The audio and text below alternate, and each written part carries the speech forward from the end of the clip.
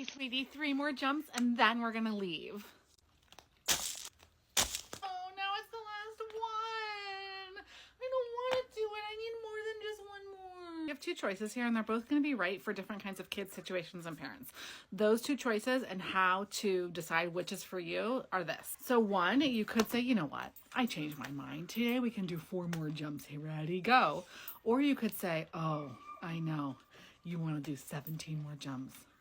It's 1 more jump and then we're all done. The question becomes, how do you know which is which? Here's the truth. The vast majority of y'all are like on a pendulum. You're either way to this side or you're way to this side. Okay, so if you're way to this side, your child is like driving the bus, you are walking on eggshells, you would do this. So if you're, okay, you can have 4 more jumps, comes from a place, I don't want my child to have a meltdown, you probably need to hold the boundary more frequently. If your child, you're always like saying like, sure, we can do it again. Sure.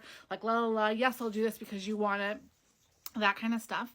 Your child probably needs to experience you holding the boundary and holding the meltdown that ensues from the boundary holding. If you're on the other side of the pendulum, if you are always holding every single thing because I said so and you have to, you probably need to practice coming more towards the middle and saying, okay, you know, does it really matter if we take 1 more jump or 2 more jumps? No, it probably does not. So for your kind of child and your style of parenting and where you are, you might need to say, you know what, okay, let's do 3 more jumps.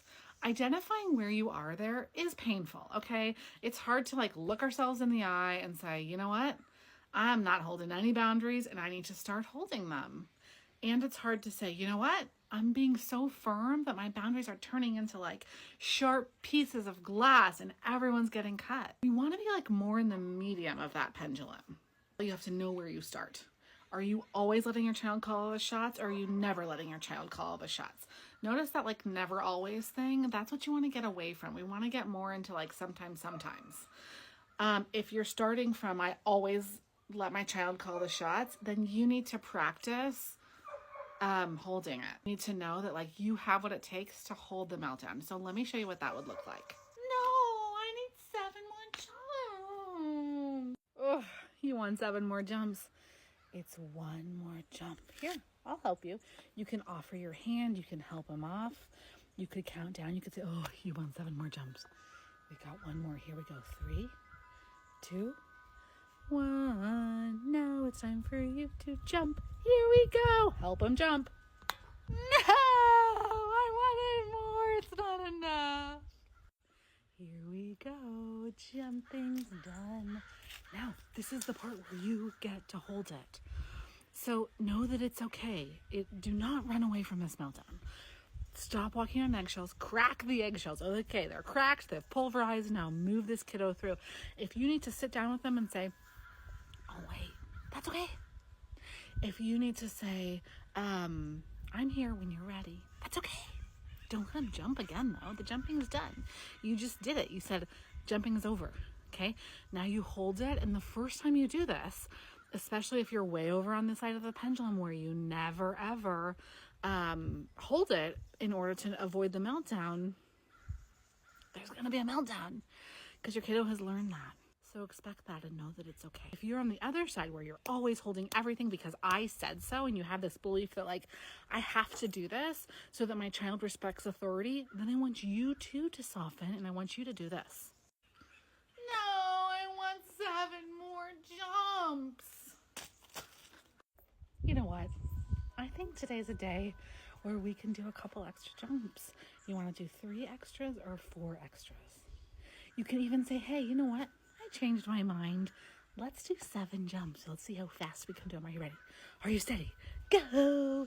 And then let your child do it. If you think this is the right approach and you do it, and then your child still melts down at number 7, it's one of 2 things. Either you're actually in the other group and need to practice holding it more frequently, or you need to retool how you're connecting with your child through this because they might not be experiencing your connection as connection. Over time, I want you to get to the middle.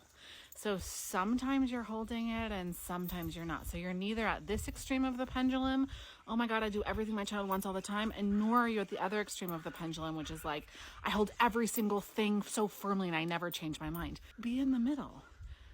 Sometimes we do an extra jump, sometimes we go home. The path to get there may involve some meltdowns, especially if you are on one extreme of the pendulum. So practice, get through the meltdown, knowing that there is another side where you can say 10 seconds of fountains and your children are going to cooperate with you. If you're struggling with this, let me help you. I work with people on this literally every single day. You can go to the link in my bio and book a consult with me. We'll talk about my 90-day program and if it's a fit for you and your family.